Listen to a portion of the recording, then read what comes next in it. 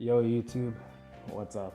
Before we get into the video, I feel like I do just want to clarify that I don't actually dislike Darksiders 3. I actually love this game for what it was trying to do, and for what it's worth, I definitely feel like it's a good game. There's no question about that. For one, I do feel like honestly the combat is A1. As simple as it may be, chaining attacks with the whip and whatever the hollows that you get can allow the player to make completely interesting and unique combos that end up just working throughout the entire game. It's simple in that like all you really needed to do was dodge and counter attack, but honestly for the most part I feel like this ends up working in the game's favor because really that's all you need. You don't need to overcomplicate something and then as a result make it unfun, if you know what I'm saying. For number two, I guess the aesthetic of each of the characters are cool. Like the actual design of all of the horsemen, I don't think anyone will really debate you when you say that these are actually pretty cool characters, or at least they appear to be cool. If you go into the actual character development, that's a whole different video, but that's not what today is about. I would say story, but honestly, the story is just enough to keep me in the game, but really the only thing interesting me is the combat. It is just that good. Which is why I feel the letdown of this game is so bad, because it is a letdown that deals with its strongest point of this game being combat. And that particular letdown I feel like is with the boss Gluttony. This is the boss that honestly, oh my god. Yeah, it killed my whole vibe the first time I played the game. Like, I managed to do it. I definitely managed to do it. But after that, I feel like all my morale was just destroyed. I just completely stopped playing the game and I ended up having to start a new game just to feel like the game was actually worth playing again, because the boss was just that bad. I just want to clarify that the reason why I feel that Gluttony was a bad boss, or so hard to the point where I feel like it was unnecessary and made the boss bad, was because of the design of the boss, like what he can do and the position that he really puts you in as a player. Not necessarily how much damage he can do to you or you can do to him. That is never an issue because of the fact that you can honestly change the difficulty, you can use the shards, and you honestly have iframes, you have god frames. So that's never an issue in the game. I actually want to catch myself from making a contradiction, because as those of you who have actually played against the boss will know, you actually can't just dodge everything that the boss throws at you, which from a broad gaming perspective doesn't actually sound like much of an issue. It sounds like more of a challenge, and I think anyone would appreciate a game like breaking its boundaries to introduce more challenge. But in the context of Darksiders 3, it's a major issue that only reveals exactly why this boss in particular is actually such a menace to anyone playing the game. And that's because the only way of actually avoiding any damage is to dodge, which the game makes a dumb decision of basically prohibiting with the attacks that the boss can actually do. It's also worth noting that the only way to do any reasonable damage is to be up close, and as of yet your skill in dodging has been the only determining factor on whether or not you can actually damage the boss. So once again, not allowing the player to stand up close to the boss seems kind of fucking stupid to me. This fight completely breaks the combat system, as the simple system, which was basically built upon the ability to dodge, is completely thrown out the window, and it's instead replaced with this situation where you're doing a weird tango with Gluttony of gauging whether or not it's actually safe to quickly rush in, get a quick stab in and run away, or if he's doing some attack that'll absolutely mess you up if I don't camp corners. Since when did I sign up to play Call of Duty? From the gameplay, you can really just see that the attacks that put you in this situation are the huge tail swipe that he does, the situation where we'll call, I don't know, the upchuck attack, where he just extends to the top of the arena and he just starts throwing up everywhere, and the bane of anyone who's really played this game, the fucking big suck thing, where he can just one-shot you depending on how low health you are. The tail swipe is like completely undodgeable if you're too close to the boss, and it can actually like hit you twice if you're too close. Like basically if you've come off of just attacking him and he decides to do this, he can hit you twice. That can most likely actually send you back to the loading screen. The upchuck attack basically just leaves these puddles that don't disappear, and they'll always be shot where you're standing. And the Kirby suck, as I said before, has a potential to one-shot you, and my main issue is that it comes out basically completely randomly depending on whatever attack he's doing. There's no way of actually telegraphing this at all. By the time you see him doing it, it's actually too late. The crux of all what I'm saying is basically the only feasible solution to actually not die when you're fighting Gluttony is to basically run away to a corner of the arena and just wait for him to finish what he's doing and maybe run in to attack him. But the Kirby suck is basically the biggest issue proposing this, because once he comes down from like an up chuck, let's say, he can immediately do the suck attack, and if you are smart enough to run away to a corner so he can't get you, after he's done doing this, he might go right back to the up chuck attack and just recycle animation over and over and over again. It's actually ridiculous.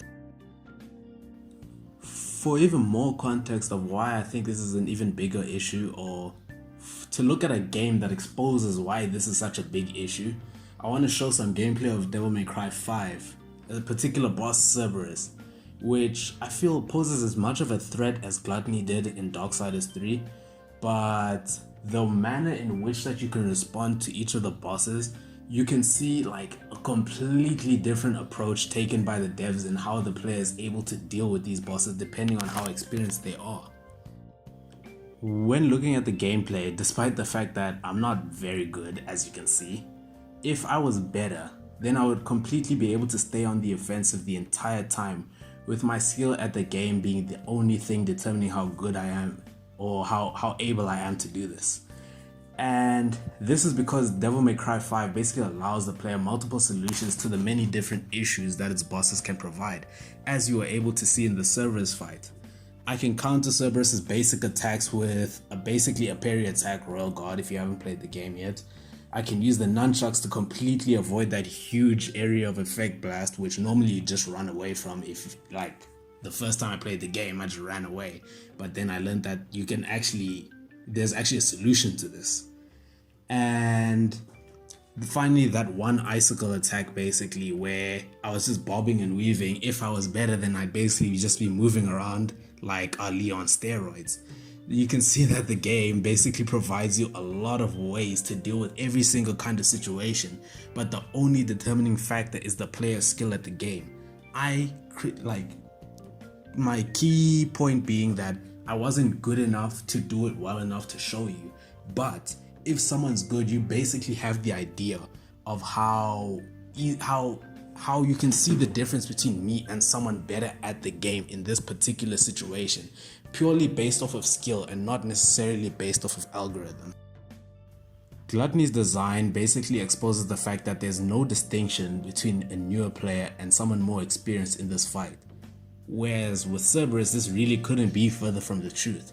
A better player can continuously apply pressure with no hiccups, whereas a newer player would often just run away from attacks. But this is fine, as it shows a skill gap and something to work towards. But with Gluttony, every single player will play this in the exact same way once they have an idea of what's coming.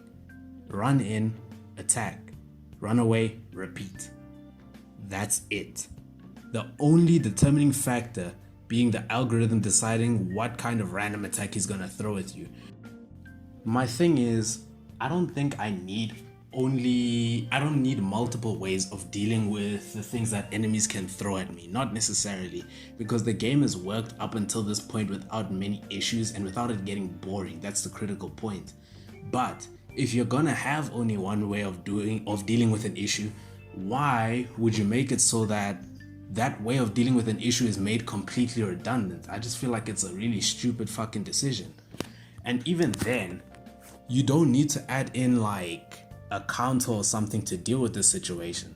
Like when I was playing this, I just thought for myself, what if when Gluttony's doing the suck attack, why can't I just throw the crossblade like in his mouth or something?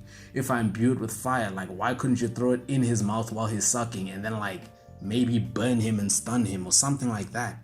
Why, if he's doing the tail swipe attack, why can't if I do a perfect dodge, why doesn't Fury maybe do a new animation where she can possibly jump over the tail? Why is there no way of rewarding a player? Like the upchuck attack, I'm pretty sure, as you've seen from my gameplay, the only way to actually deal with this thing is to run to a freaking corner. Who wants to do this? The only way to actually deal with this so that it doesn't interrupt you the rest of the fight is to run to a corner so that all of them land in the same place. That's not fun. That's not what made the game fun, and that's not what's going to make the game fun. Why, when like the condition for success, as I've said before, is basically just to reduce the boss's health to 0. The only feasible way to actually do this is to like be in front of the boss and use your melee weapon. Why for 3 out of the 5 attacks that the boss has am I basically forced to stay away? There's no way of reliably doing any damage at any kind of range, and the game just forces you into this position where it doesn't make any kind of sense. One thing I want to bring to light is I understand the devs were probably trying to do something different with the boss, but at this point in the game you would have already fought Lust and basically seen the first time that the game basically broke the mold. In the last fight, you can never actually tell what Lust is going to do. His attacks are not really telegraphed at all, and I think this is what makes him one of my favorite boss fights, because you're put on edge the entire time. So much so that like in the second phase, spoilers I guess, he ends up bringing out like a second enemy for you to fight him and that enemy at the same time. A new challenge is completely introduced in that not only is your ability to dodge tested, but you're also tested on whether or not you can like be cognizant of where the 2 enemies are and basically act accordingly and basically just win the fight that way. This made this fight like my favorite fight in the entire game because it did something new.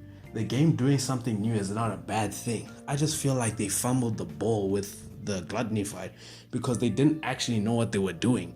The Lust fight, I could actually be on the offensive as much as I wanted because that's what I actually need to win. With the Gluttony fight, it's like the devs want me to stay away from him, but at the same time, the only way for me to win is to be close to him. It literally makes no sense if you think about it. At the end of the day, I did actually manage to beat the boss, like, I guess, but man, I'd be lying if I said it didn't take it out of me. Like, this big bitch can go and do one, man. Cause like, I think once I finish the game, I'm probably never ever gonna play this again, purely just because of him, man. I've done it twice now, but like, god damn, I don't think I can really do it anymore, man. And I feel like it's just to the detriment of this game. It was really good, but I just feel like they messed up in this one place, and they messed up hard, man. But anyway, I feel like that's enough bashing on a single boss that I'll probably never fight again. I know right now you guys are seeing some Gluttony Phase 2 gameplay, but if we're being honest with ourselves, we really don't talk about Gluttony Phase 2 because it's so easy. Once you realize what you're actually doing, there's really no point in even thinking about Gluttony Phase 2. It's really just Phase 1. If you guys agree with me on that, maybe leave a comment below. If you disagree with anything I said in this video, please tell me in the comments. Like the video if you agreed with anything I said. Tell me about anything you didn't like about the video. And thank you for making it all the way through, I guess. Peace.